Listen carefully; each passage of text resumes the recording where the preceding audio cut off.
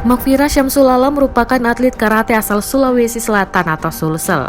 Ia lahir di Ujung Pandang 12 Juli 1997, anak bungsu dari pasangan Syamsul Alam Kasude dan Hasniar Talib.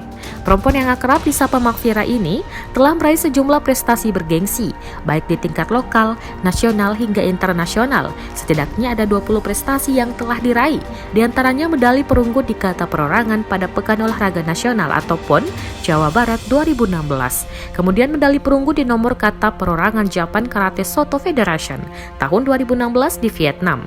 Berikutnya meraih medali emas di kata perorangan dan beregu pada Pekan Olahraga Mahasiswa Nasional atau POMNAS tahun 2017 di Makassar.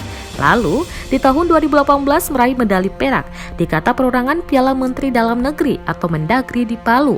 Di tahun 2019 meraih medali emas kata beregu Kejurnas Inkanas di Padang.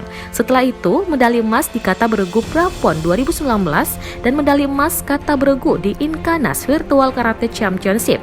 Selain prestasi di atas, masih banyak prestasi lain yang telah dikantongi oleh Makfira.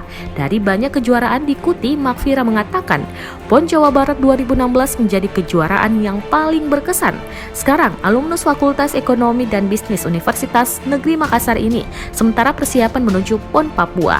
Ia turun di kata beregu putri, targetnya meraih medali emas.